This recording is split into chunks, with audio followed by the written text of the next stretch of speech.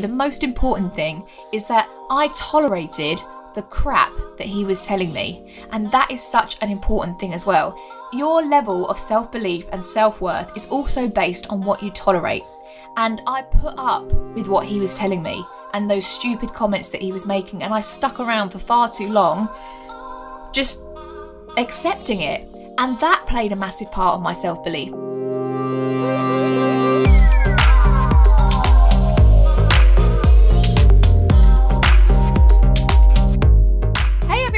Carly here, and you are listening to episode 7 of the Made for More podcast. Now, this episode is titled How to Build Rock Solid Self-Belief.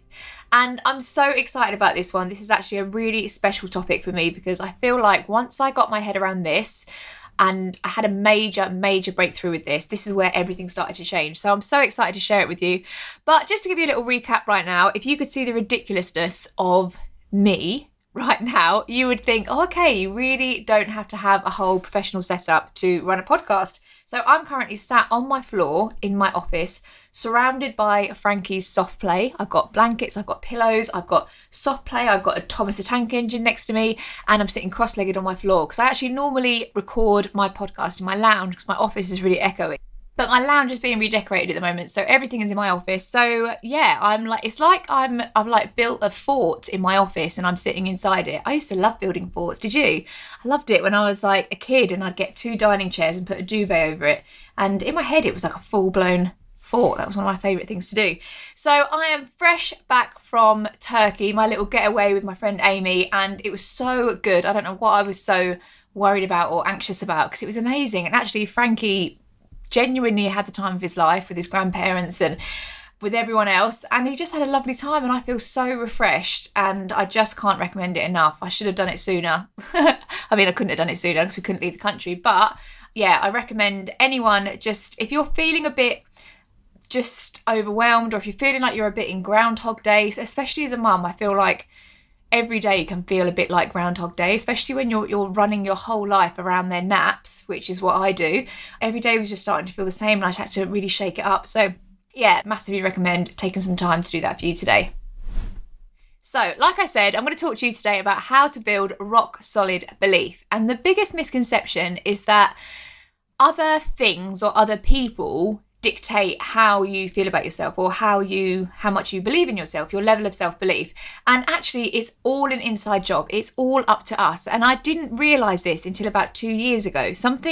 I went through a period of time in my life, which I'm gonna talk to you about, and it taught me so much. And I feel like my life was like up to that point, and then after that point, and then after that point, that's where everything started to kick into place, and that's where I really started to make progress and started to achieve things and set goals for myself that I thought I would never ever possibly be able to do. And yeah, it was a real turning point for me, so I'm really excited to share that with you. So just to give you a little backstory, I haven't always felt this way. So right now I do have a high level of self-belief. I really believe that anything I put my mind to, I can achieve.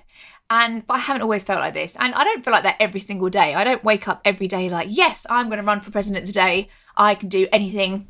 I mean, I would be a terrible president. I'd just be like, yes, love and joy to all.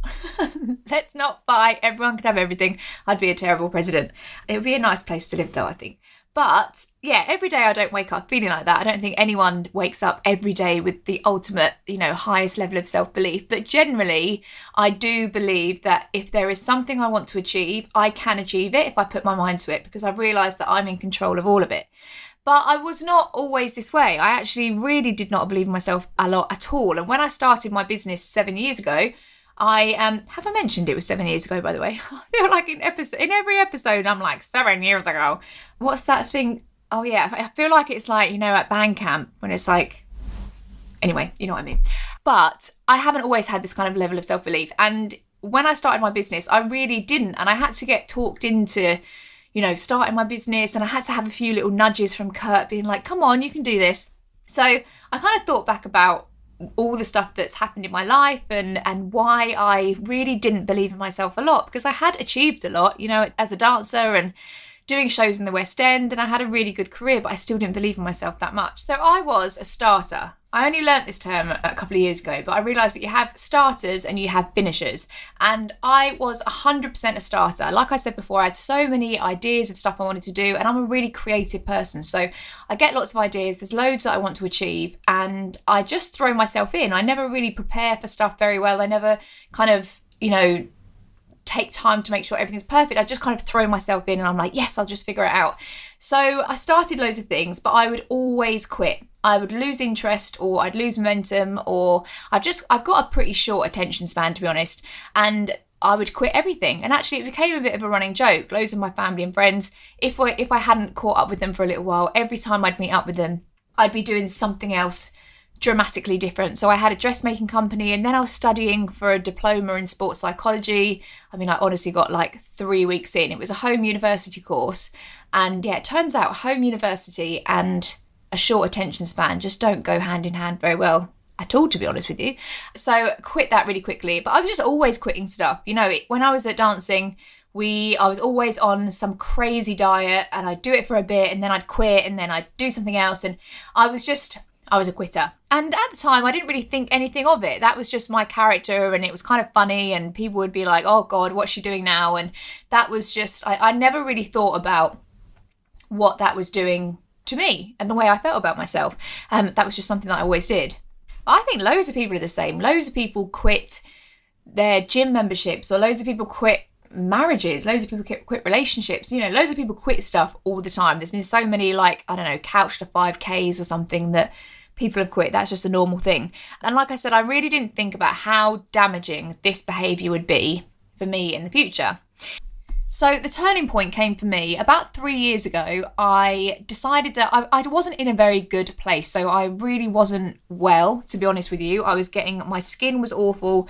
I was getting awful stomach cramps all the time. I was so tired and exhausted and sluggish, and I just felt awful. And I decided that I really need to kind of put my health first. And instead of trying to be thin, I need to actually try and be healthy. So with my company, we do a 30 days to healthy living plan, and I decided to really stick to it and really focus on getting healthy. So after the 30 days, I felt amazing. My skin was clearing up, and I had more energy, my hormones were balanced out, I was sleeping better, my mood was better, and I really was starting to like what I was seeing in the mirror. My body was changing, and it was going to the place that I'd always wanted to get to, even though I hadn't been focusing on losing weight as such. So I decided that I really liked this idea of focusing on health instead of focusing on being thin. That was a whole revolutionary idea for me as a dancer. So I decided that actually I want to do a fitness competition. So I decided I was going to do a bodybuilding competition. And I wanted to do this plan basically for 8 months, for the entire prep period, and see what kind of results I could get with my body based on focusing on health as opposed to focusing on losing weight and, having a tinier waist and having a whatever, just, aesthetically changing my body. So that's what I did. So I decided that, I don't know why I do this as well. I go from barely being able to stick to a 30-day plan to then doing this whole epic 8-month thing. And at this point, I'd never stepped foot in a gym either. I was so lazy. After I got injured from dancing, I just stopped working out completely. Every time I went to the gym, I just couldn't be asked, and I didn't know what to do, and I just kind of fannied around picking up a 2 kg weight here and then trying to pull on a cable here, and I just really had no direction at all. So I decided over the course of the next year, I was going to commit myself and focus on being the healthiest I could possibly be, and also showing people that you don't have to focus on losing weight, you can just focus on being healthy. So that's what I did, and that was my whole focus for the whole year. And I had no idea that in the process of doing that, I was actually going to learn one of the biggest lessons and most profound lessons in my own personal growth. So what I learned was, as the time was going on, I was sticking to what I said I was going to do, and I was, getting more kind of disciplined with my food, and I was getting more and more disciplined with my training, and I wasn't missing my training sessions, and sometimes I was doing 2 weight sessions a day, and, I was working out 6 times a week at this point, 6 days a week, and I was on it. I was absolutely smashing it. And the reason why I think I was smashing it was because I had a real clear purpose of what I was trying to achieve. I really wanted to show people, and I was documenting it on all of my social media, and I really wanted to show people, A, what happens when you focus on gut health and, really kind of sorting your body out, but also the fact that you can really learn to love your body despite having been in a pretty terrible place with your body. So I was doing this and I was so focused and I was doing everything that I said I was going to do. And day by day, I was starting to believe in myself a little bit more. And day by day, I was setting new goals for myself and I was setting new things that I wanted to achieve. And I was starting to change the chat in my head. And instead of my chat saying, no, you're not going to do it, blah, blah, blah, blah, all this rubbish, which your subconscious mind normally pipes up with, I could hear myself starting to say, yeah, you can do it. Yeah, of course you can do it. And I realised that this is the secret to self-belief. The secret to having rock solid self-belief, are you ready for it, is to not break your own promises. Now, all those times where I said, I'm going to do this, or I'm going to do this diploma, or I'm going to start this company, or I'm going to do this 30-day plan, and I quit, every single time I removed a layer of self-belief. Because what actually happens is when you set yourself a goal, you have your conscious mind, your kind of everyday mind that you think with, but then you also have your subconscious mind. And your subconscious mind is often the most powerful one. It's the one that rules so much of our decisions, but it's also the one that's quite an emotional, it's based on a lot of emotion, and it's also based on what's happened in our past and our past actions. So what actually happens is when we decide to go for something, we set a goal for ourselves and we say, right, I'm going to do a bodybuilding competition. Our subconscious mind goes back and looks through our past and it kind of flicks through the archives of what's happened. Imagine like a whole row of folders, and that's the archives of your past experience. And it has a little flick through and it's, thumbing its way through and it's going, okay. So Carly said that she wants to do this bodybuilding competition. Last January said she was going to do this 30-day plan and she didn't stick to it. So she's probably not going to do it. Or, Carly said that she was going to do a couch to 5K, but no, she just did day 3. No, she's probably not going to stick to it. And what happens is that your mind goes through those archives and it decides how it feels about your new goal based on what's happened before. So what I realised was when you make a decision to not break your own promises, you actually start to rewrite those archives. You start to create new evidence for your subconscious mind to feed off. So what was happening was I was sticking to what I said I was going to do. I was sticking to my food and I was sticking to my fitness and everything like that. And everything that I was setting myself, I was doing. I was finishing. I had become a finisher. And what that meant then was that anything I said after that, so if I was going for a big goal in my business, my subconscious mind went through my recent archives and it was like, oh yeah, no, Carly said that she was going to do this bodybuilding thing and she's doing it. Yeah, she's smashing it. Yeah, you can do that. And I really started to rewrite my story. And that's what I want to talk to you about, is the sense that you have a story up until now. So all your past experiences are deciding how you feel about yourself, and you've kind of created a character of what you are. So my character back in the day was that I was flaky, I quit stuff, I had no direction, I had no attention span, and I really couldn't stick anything out, and I just had no kind of stability. That was my character. Now I've rewritten my character to be disciplined, focused. I set big visions for myself. I set big goals. I can achieve anything that I want to do because I prove to myself that that's what I do. So if your character right now is someone that you're not proud of, or someone that you don't believe in, or, someone that you don't think can achieve all the things that you want to achieve, you need to rewrite that character. You need to rewrite that story, and you need to replace those archives with new archives that prove that what you want to do, you can absolutely do. But it's up to you to do that. You have to do that by your actions and what you do from now on. So this shows up in my life all the time. There's, like I said, not every day do I feel 100% full belief in myself, like I can take on the world. There are always going to be times where you doubt yourself. And actually, being a mum, I found myself doubting myself more. I don't know if that's just a natural part of being a mum. You kind of always question yourself more, and it's really kind of got me thinking more about what I do and who I am and everything like that, and what example I'm setting. And not even that long ago, I set myself massive goals for the next couple of years. I really set myself some big audacious goals. And for a fleeting moment, I started to doubt myself. And I was thinking, oh, yeah, but can I do that? Now I'm a mum and I don't have as much time. Can I do that? And can I actually achieve that? And I really caught myself. I caught those feelings and I looked back at what I'd been doing. And it's just so black and white, plain to see why I was feeling that way. It's because I'd said I was going to do my 30-day plan and I quit after 10 days because we were in lockdown and, the sun was out, and then I wanted to have a little cider, and then I was like, oh, let's just get a little takeaway, and I just got caught up in it. So I broke that promise to myself. And other things were happening. I said that I was going to go for a run every day, and I didn't go for a run every day. I'd sacked it off because Selling Sunset was on.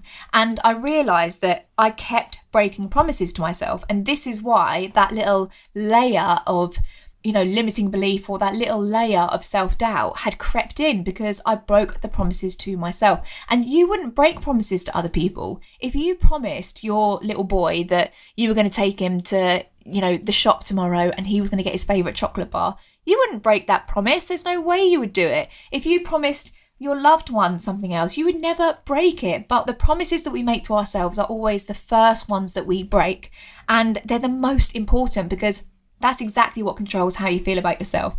And for years of my life, I said that a relationship that I was in years ago was the reason why I didn't believe in myself. He was a dick, excuse my language, he was a dick, and he used to say really undermining stuff. He used to say that I was thick and I wasn't very smart. I had no intelligence at all, and just would always kind of put down my intelligence. And then I always used to say, he's the reason why I have no self-belief.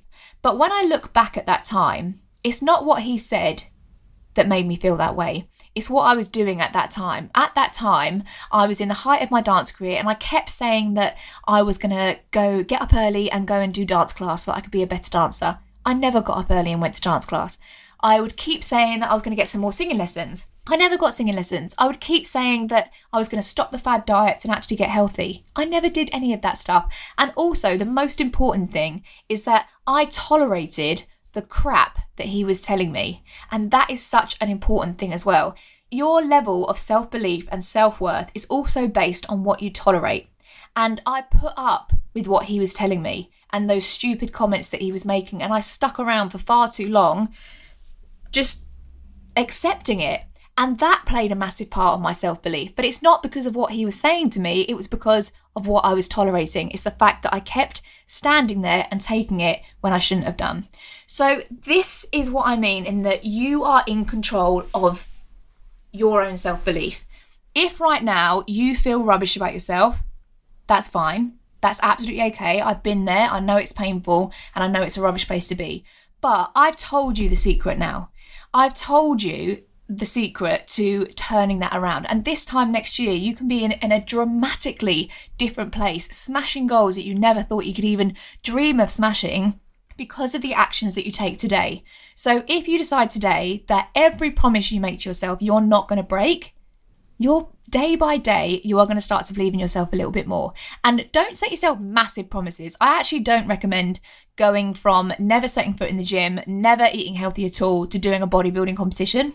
It's not the most ideal way of doing it, to be honest with you. Although I did learn a lot about self-belief, it literally nearly broke me. It was just a crazy, crazy time.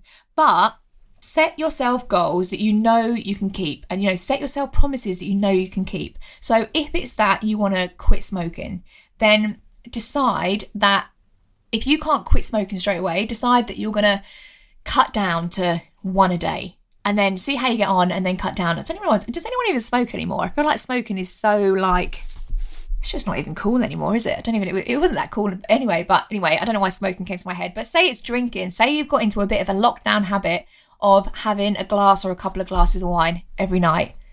Stop it. Stop it. At some point, you have to break the cycle, and you are in control of this cycle. You have to stop the things that aren't serving you anymore. And if any of the things that you're doing make you feel rubbish about yourself or make you feel like you can't achieve anything, then you need to break that cycle and you need to put a stop to it. So look at the things in your life right now where you feel like you're not being 100% committed to them. And think of the promises that you've made to yourself up until now. I mean, New Year's resolutions are always the perfect place to look at because we set such big, resolutions and intentions for ourselves on the 1st of January. And so many people give up on them straight away. So what did you set yourself on the 1st of January? But also, what are the things that aren't serving you now? And put a plan in place to change that and then stick to that. And just remember, every single time you break a promise to yourself, you add another archive to that file. And one day your subconscious mind is going to go back to that point and say, well, you said that you were going to give up the wine every night and you didn't. You're still there smashing a bottle of Blossom Hill. So no, you're not going to achieve your goals. Don't underestimate how powerful those tiny decisions are, those tiny promises that you make to yourself are. They are so damaging for how you feel about yourself in the future. So when you're faced with that thing and you're thinking, I really want a glass of wine though, just think, how will I feel about myself if I do this? How will I feel about myself if I have this glass of wine? And that changes everything. So rewrite the archives in your mind. Rewrite a new story. Have that story say that whatever you put your mind to, you will 100% do. And then you will honestly achieve anything. The goals that I set myself now are so audacious and so huge. And honestly, I have no doubt I'm going to achieve every single one of them. So you will see me as a New York Times bestselling author, just to let you know. But that's all because of those tiny decisions. It's all because of sticking to that 30-day plan, or getting to the gym when I don't want to do it, or, all of those tiny things. So I really hope you have found that helpful and it's going to help to change your story and change this cycle. Like I said, you are in control of all of it, and do not ever think that where you're at right now is where you're going to be forever. You have absolutely everything inside you to change it. You just need to want to change it. So I hope that resonated with you. Please, if any of it you loved, or if you know anyone else that struggles with self-belief, please share this with them. Share it on your Insta stories. Tag me at Made for More Pod and let me know how you're getting on. Let me know what you thought. Let me know your feedback. I'm so excited to hear how you're getting on, and let me know where you're at in your business as well and what it is that you really want to hear from these episodes, because I want to give you exactly what you need to take it to the next level, because I truly, honestly, without a doubt, believe that every single one of you listening to this podcast is made for so much more than you can even imagine. And now is the time to take it to the next level. Thank you so much, guys. Have a wonderful week, and I look forward to chatting to you next week. Bye.